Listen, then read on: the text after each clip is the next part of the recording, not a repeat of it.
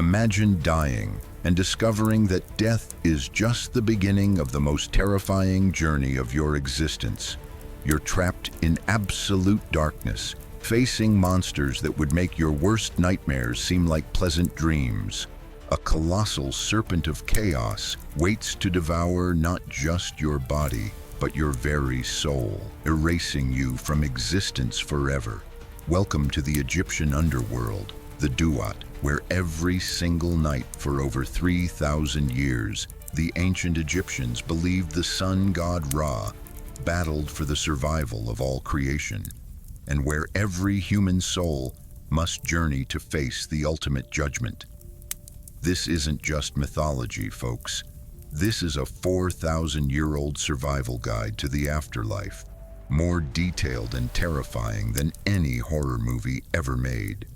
Today, we're going to follow the exact path that every ancient Egyptian soul had to take through 12 hours of absolute hell.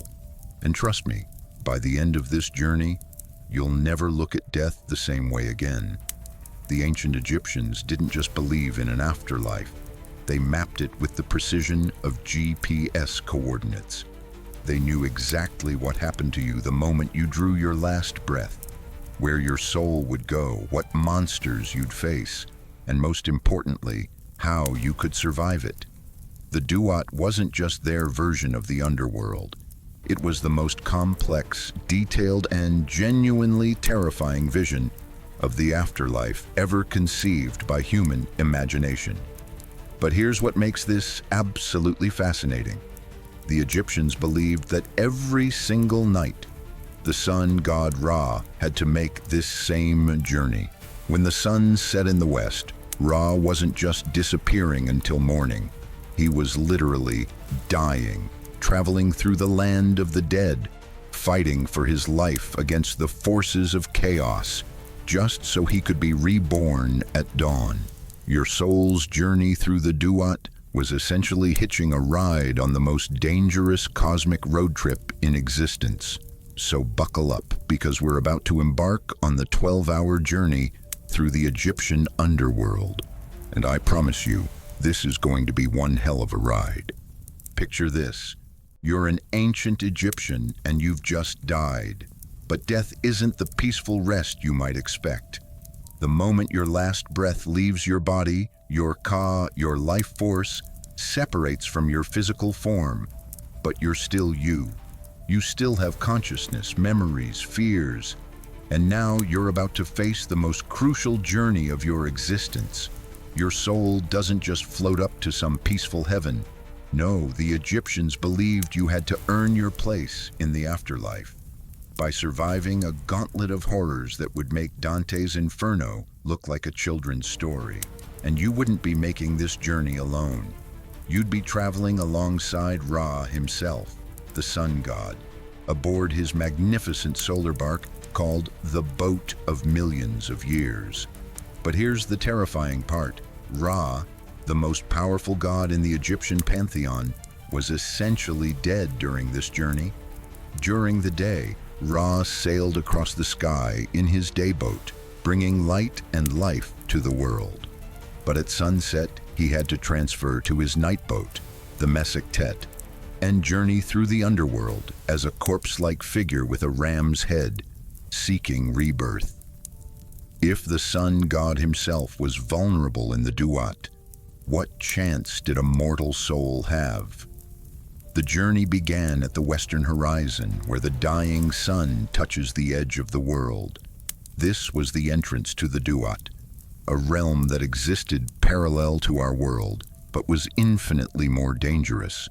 It was a place where the normal rules of physics didn't apply, where rivers flowed upside down, where the dead could still die, and where the very fabric of reality was constantly under assault by the forces of chaos. As your soul approached the entrance to the Duat, you'd see the massive gates that marked the boundary between the world of the living and the realm of the dead. These weren't just symbolic barriers. They were actual fortifications guarded by terrifying demons with bodies of men and heads of animals. armed with knives that could cut through souls themselves. Each gate had a name, a guardian, and a specific test. You couldn't just walk through. You had to prove you knew the secret passwords, the hidden names of power that would grant you passage. This is where the famous Book of the Dead becomes crucial. It wasn't really a book at all, but a collection of spells, passwords, and survival instructions that wealthy Egyptians had inscribed on their tomb walls or written on papyrus scrolls placed in their coffins. Think of it as the ultimate survival guide for navigating the afterlife. Without these spells, you were essentially walking into hell naked and defenseless. As the solar bark passes through the first gate and enters the Duat, the transformation begins. The familiar world disappears entirely, replaced by a landscape that defies description. This isn't just darkness. It's the primordial void that existed before creation, the raw chaos from which all reality emerged. The air itself seems thick and oppressive, filled with the whispers of 1 billion souls who have made this journey before you. Ra's boat is magnificent but eerie. It's approximately 300 cubits long, that's about 500 feet, and made of materials that don't exist in the mortal world. The boat itself is alive, its hull breathing like a massive lung, its sails made from the skin of defeated demons. Ra sits in the center, no longer the glorious sun god of the day, but a ram-headed, corpse-like figure surrounded by protective deities. His eyes, once blazing with solar fire, are now dim and lifeless, yet still alert to the dangers ahead. You're not alone on this vessel. Hundreds of souls crowd the boat, all making the same terrifying journey, but you're also accompanied by a host of protective deities. Saya, the god of divine knowledge, stands at Ra's right hand. Hu, the god of divine utterance, speaks the words of power that keep the boat moving, and most importantly, Set, the god. As the boat continues its journey through the second hour, the landscape begins to change. The oppressive darkness gives way to a strange twilight, and you begin to see the first glimpse of what the Egyptians called the Field of Offerings, Seket Aru. This is a bizarre parody of the Egyptian countryside, with rivers that flow backwards, trees that grow downwards into the sky, and fields where grain grows to impossible heights. But don't be fooled by this seemingly peaceful agricultural scene. The Field of Offerings is populated by the souls of the dead, who have already passed their initial tests, but they're not resting peacefully. Instead, they're engaged in eternal agricultural labor, plowing fields with farming implements made from the bones of their enemies, harvesting grain that turns to sand in their hands, irrigating crops with water that burns like acid. This isn't punishment, it's preparation. The Egyptians believed that in order to be worthy of true paradise, souls needed to prove they could perform the essential work of sustaining creation itself. Every grain of this phantom wheat, every drop of this burning water, contributes to the cosmic order that keeps reality from collapsing into chaos. During the third hour, you encounter one of the most disturbing sights in the entire underworld, the punishment pits. These are massive excavations in the earth where the souls of specific types of sinners are tormented in ways that perfectly match their crimes. Murderers are repeatedly killed in the same manner they killed others, but they never truly die. They simply resurrect to experience the agony again. Thieves have their hands continuously severed, only to regrow so the process can repeat. Adulterers are burned in fires that never consume them completely. The god Apep's influence is growing stronger now. You can feel it in the way reality seems less stable, the way the boat occasionally lurches as if something massive is pushing against it from below. The protective deities on the boat are becoming more alert. their weapons drawn, their eyes constantly scanning the horizon for signs of the great enemy. By the 4th hour, you've reached what the Egyptians called the land of Sokar. Sokar was an ancient god of the dead who predated even Osiris, a deity so primordial that his very presence made the underworld more dangerous. His domain is a desert of black sand where nothing grows, nothing lives, and nothing moves except the boat carrying Ra and the souls of the dead. Here, the boat itself begins to transform. The normal sailing vessel becomes a massive serpent, its scales gleaming with supernatural light, its eyes glowing like stars. This transformation is necessary because the land of Sokar cannot be traversed by any normal means. Only by becoming a serpent, the primal form of both creation and destruction, can the boat navigate this most desolate region of the underworld. The silence in the land of Sokar is absolute and terrifying. Even the whispers of the dead souls fade to nothing. The only sound is the rhythmic slithering of the serpent boat across the black sand. This is where many souls experience their first true crisis of faith. In this absolute desolation, faced with the apparent emptiness of death, many begin to doubt whether their journey has any meaning at all. But this is exactly the test. The land of Sokar strips away all illusions, all comforting beliefs, all external supports. Here, in the face of absolute nothingness, your soul must find the inner strength and conviction to continue. Those who give in to despair become part of the black sand, their essence scattered to the void. But those who maintain their faith and continue forward prove themselves worthy of the greater challenges ahead. As the 5th hour begins, the boat serpent descends into a massive underground cavern that stretches infinitely in all directions. This is the cavern of Sokar, the deepest point in the underworld, where the forces of creation and destruction meet in eternal combat. The walls of the cavern are lined with the mummified bodies of gods who died before the creation of the world, their presence lending an ancient, overwhelming sense of mortality to the air. In the center of this cavern sits Sokar himself, not on a throne but buried up to his neck in the primordial earth, his hawk head crowned with the Atef crown of divine authority. He's not dead, but he's not fully alive either. He exists in the liminal space between existence and non-existence, watching over the cosmic balance that keeps reality stable. Surrounding Sokar are his servants, the followers of Sokar, beings that were never fully created, half-formed gods and demons that exist in a state of perpetual becoming. They have the heads of hawks, the bodies of men, but their limbs end in shadowy wisps that constantly shift and change.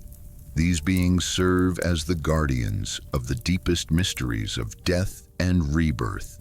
But here's where things get truly terrifying. The 6th hour brings you to perhaps the most famous and important location in the entire Egyptian underworld, the Hall of Two Truths, also known as the Hall of Judgment.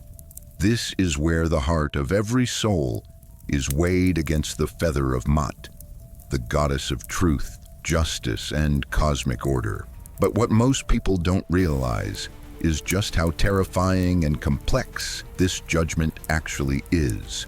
The hall itself is massive, a colonnade of 42 pillars, each one representing a different nome, administrative district of Egypt. But these aren't just decorative columns. Each pillar is alive, inhabited by a judge god who represents one aspect of moral law. These are the 42 judges of the dead, and each one has a specific question they will ask you about your life. Did you steal food from the hungry? Did you stop up water that should flow freely? Did you have sex with another man's wife? Did you make any man weep? You must answer no to all 42 questions. And here's the terrifying part. They know if you're lying. These aren't human judges who might be deceived or corrupted. They're gods, and they can see directly into your soul, examining every action, every thought, every intention you ever had during your mortal life. The center of the hall is dominated by a massive scale. But this isn't like any earthly scale. The balance itself is made from pure. As the 8th hour begins, everything changes. The air itself becomes thick and oppressive, charged with malevolent energy. The boat begins to slow, not because of any physical obstruction, but because the very fabric of reality is becoming unstable. You're entering the domain of Apep, and here, the normal rules don't just bend, they shatter completely. Apep isn't just a big snake. In the Egyptian conception, he's the embodiment of primordial chaos, the anti-creation force that existed before the gods brought order to the universe. He's typically described as being hundreds of miles long, with scales like black iron and eyes like dying stars. But these physical descriptions miss the point. Apep is chaos itself given form, the tendency of the universe to dissolve back into meaningless void. What makes Apep truly terrifying is that he can't be permanently defeated. The gods can beat him, wound him, drive him back, but they can never kill him because chaos is an integral part of existence. Without the potential for disorder, there would be no free will, no possibility of change, no room for creation. Apep represents the price the cosmos pays for the possibility of growth and transformation. The region where Apep dwells is called the Place of Roaring. The name becomes clear as soon as you enter. The sound is indescribable, like the screaming of a billion souls mixed with the grinding of The 9th hour opens with the aftermath of Set's battle against Apep. The great serpent of chaos has been wounded, but not destroyed. This is crucial to understand. In Egyptian mythology, Apep can never be permanently killed because chaos is a necessary component of existence. Instead, he must be defeated anew each night, wounded severely enough that he retreats to lick his wounds and gather strength for tomorrow's battle. The boat continues through a landscape that bears the scars of cosmic conflict. The ground is littered with fragments of crystallized chaos, substances that don't quite obey physical laws, shifting between solid, liquid, and gaseous states at random. These chaos crystals are incredibly dangerous. Souls who touch them risk having their identities scrambled, their memories shuffled like deck cards, their personalities fragmented across multiple timelines. But with Apep's retreat, the ordering forces of creation begin to reassert themselves. The protective deities on Ra's boat start to glow more brightly, their divine radiance pushing back the lingering shadows of chaos. Thoth, the ibis-headed god of wisdom and mathematics, begins reciting the fundamental equations that govern reality, his words literally rebuilding the damaged fabric of space-time around the boat. During this hour, you witness one of the most beautiful and terrifying sights in the entire Underworld, the pools of fire. These aren't punitive flames, but pools of liquid light where the souls who successfully passed through Apep's domain are purified and transformed. The fire doesn't burn. Instead, it strips away the last vestiges of mortality, burning out fear, doubt, and the limitations of physical existence. Entering these pools is both ecstatic and agonizing. You feel every negative emotion, every petty grudge, every moment of selfishness being burned away, leaving only the pure essence of who you really are. It's like being born again, but this birth involves the death of everything small and mean and fearful in your nature.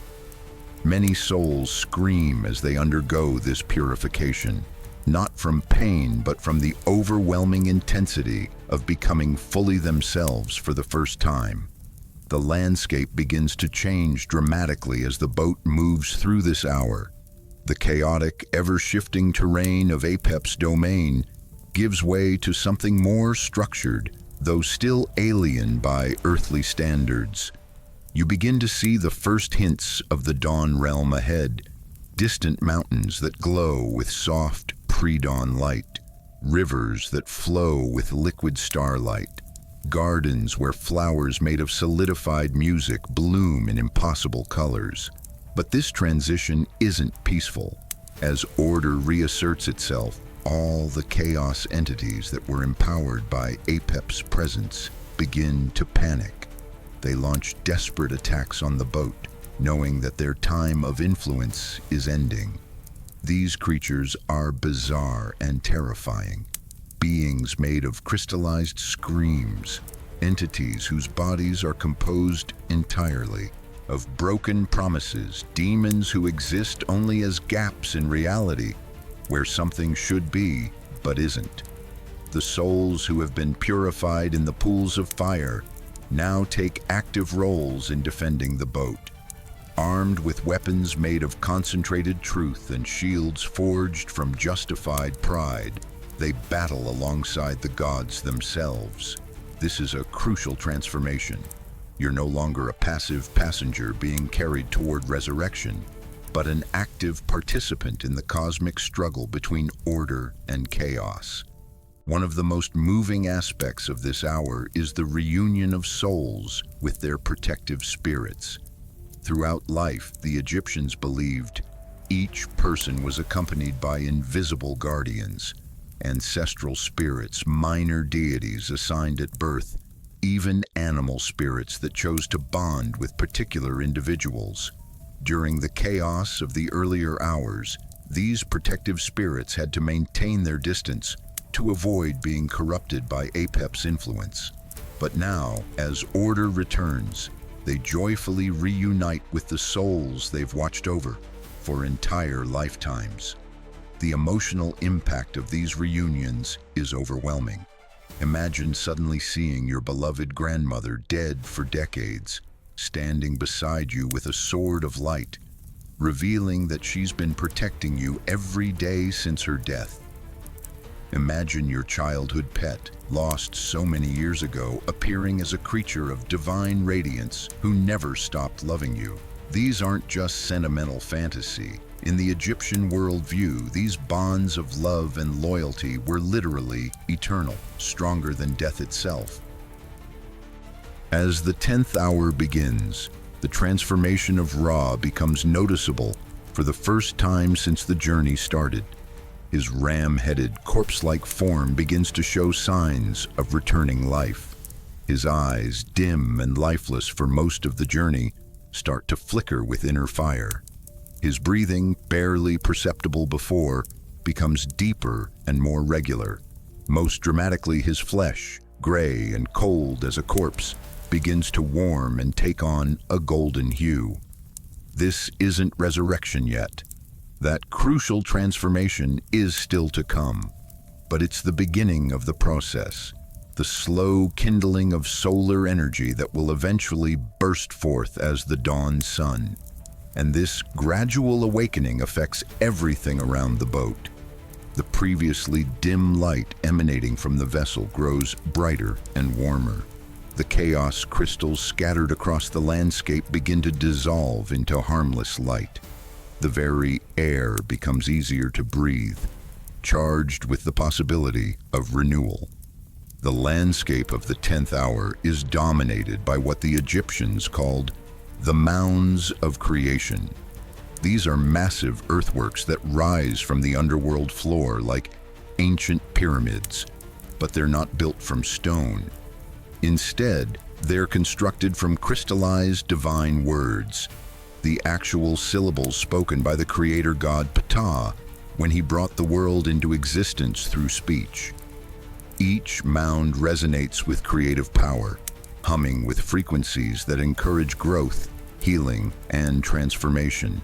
Souls who have made it this far in the journey are invited to climb these mounds, and the experience is transcendent. As you ascend, you begin to understand the fundamental principles underlying all existence. You see how matter condenses from energy, how consciousness emerges from complexity, how love creates order from chaos. It's not just intellectual knowledge. You experience these truths directly, feeling them in every particle of your spiritual being. But the mounds serve another purpose. They're workshops where souls prepare for their return to the world of the living. Not all souls will be reincarnated in physical bodies. Some will become guardian spirits. Some will join the eternal crew of Ra's boat. Some will become minor deities responsible for specific aspects of the natural world.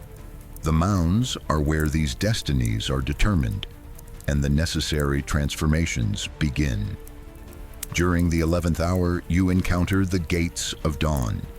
These aren't physical barriers, but something far more profound. They're tests of spiritual readiness for return to the world of light. Each gate challenges a different aspect of your transformed nature. Can you carry divine wisdom without becoming arrogant? Can you remember the reality of death without being paralyzed by fear? Can you love without possessing, lead without dominating, create without destroying? The guardians of these gates are unlike the demons and monsters you've encountered earlier. These are beings of pure light and wisdom, gods whose very presence elevates everyone around them. But their standards are impossibly high. They don't judge you for your past failures. Those have already been weighed and found acceptable. Instead, they evaluate your potential for bringing divine truth into the world of the living. Many souls who have survived every previous challenge find themselves turned away from these gates, not as punishment, but because they're not quite ready for the responsibilities of enlightened existence. These souls aren't destroyed or sent back to suffer. Instead, they're welcomed into peaceful afterlife realms where they can continue their spiritual development without the pressures of physical incarnation. But for those who pass through the gates of dawn, the transformation is dramatic and final. Your spiritual body becomes luminous, capable of existing simultaneously in the physical and divine realms. Your consciousness expands to encompass not just your individual identity, but your connection to the cosmic order itself. You become what the Egyptians called an Ak, a glorified spirit, a being of light who has achieved perfect balance between human and divine nature. The 11th hour culminates with the assembly of the gods, where all the major deities gather to witness and participate in Ra's approaching resurrection. Osiris rises from his throne in the deepest underworld to embrace Ra one final time, passing to him the power of renewal that comes through death and rebirth. Isis and Nephthys, the great sister goddesses, begin the chants that will call the sun back to life. Horus, Ra's heir and the god of the living pharaoh, prepares to receive the solar power that his father will pass to him at dawn. You realize that you're not just witnessing this cosmic drama, you're part of it. Every soul that successfully completed the journey through the Duat contributes their own small spark of life force to Ra's resurrection. The sun rises each morning not just because of divine power, but because countless souls have chosen existence over oblivion, order over chaos, hope over despair. The 12th and final hour is the climax toward which the entire journey has been building. As this hour begins, Ra undergoes the most dramatic transformation in all of Egyptian mythology. his resurrection from death god to living sun. But this isn't a gentle, peaceful awakening. It's a cosmic explosion of creative energy that literally remakes reality with each dawn. Ra's ram head disappears, replaced by his true solar form, a falcon-headed god whose eyes are miniature suns, whose breath is solar wind, whose heartbeat is the rhythm that drives all life on Earth. But this transformation doesn't happen instantly. It's a gradual process that you can observe in real time, and it's both beautiful and terrifying to witness. First, his skin begins to glow from within, as if he's swallowed a star. Then his features start to shift and change, the death god aspects melting away like wax, revealing the eternal youth of the sun god beneath. His breathing becomes deeper and more powerful, each exhalation sending waves of warm, life-giving energy throughout the boat. Finally, his eyes open fully for the first time since sunset, and they blaze with such brilliant light that even the other gods must shield their faces. But Ra's resurrection has cosmic consequences that extend far beyond the boat. As his divine power returns, reality itself is renewed and refreshed. The chaos damage from Apep's assault is not just repaired, but transformed into raw material for new creation. The crystallized screams of defeated demons become the songs of newborn birds. The fragments of broken reality are forged into stars that will light tomorrow's sky. The boat itself undergoes a parallel transformation. The serpent form necessary for navigating the depths of the underworld dissolves, replaced by Ra's daytime solar bark, a vessel of gleaming gold and silver, powered by winds that blow from the realm of pure possibility. The deck, which had been crowded with the souls of the dead, now opens into vast spaces where the blessed dead dance and sing in celebration of renewed existence. But here's what makes this hour truly remarkable. You realize that you're not just witnessing Ra's resurrection, you're participating in your own. The purified souls who completed the journey don't just return to life. They return as something greater than they were before. You possess memories and wisdom from both the world of the living and the realm of the dead. You understand the true nature of existence in ways that are impossible for purely mortal beings. Some souls choose to return to physical incarnation, being reborn as humans who carry within them the spark of divine understanding. Others become guardian spirits, invisible protectors who watch over the living and guide them away from the chaos that threatens all existence. Still others join Ra's eternal crew, sailing across the sky each day and through the underworld each night, forever defending creation against the forces of entropy. As the hour progresses, you begin to see the first hints of the dawn world above. Through the ceiling of the underworld, which becomes transparent in this final hour, you can glimpse the eastern horizon where the sun will soon appear. The stars are already beginning to fade, and the sky is lightening from black to deep blue to purple to rose. The final moments of the 12th hour are marked by the great roar of Ra, a sound like the birth cry of the universe itself, a declaration of victory over death and chaos that echoes throughout all dimensions of reality. This roar announces to every being in existence that the sun god lives, that order has triumphed over chaos for another day, that life will continue despite the constant threat of entropy. And then, in a moment that never loses its wonder, no matter how many times you witness it, Ra's boat bursts through the eastern horizon of the underworld and emerges into the sky of the living world. The transformation is complete. The death god has become the sun god. The underworld vessel has become the celestial bark, and the souls of the dead have become the powers that sustain all life on Earth. As we reach the end of our journey through the Duat, it's important to understand that this isn't really an ending, it's a beginning. The ancient Egyptians didn't view this 12-hour odyssey as something that happened once after death. They believed it occurred every single night, with Ra making this same perilous journey from sunset to sunrise, carrying with him the souls of all who had ever died and been judged worthy. Think about what this means. Every dawn you've ever witnessed, every sunrise that has ever warmed your face, was the result of the most epic battle between order and chaos ever conceived by human imagination. The sun doesn't rise automatically. It rises because a god literally fights his way back from death every single night, aided by the souls of the righteous dead and defended by warriors like Set, who stand against the fundamental forces of entropy.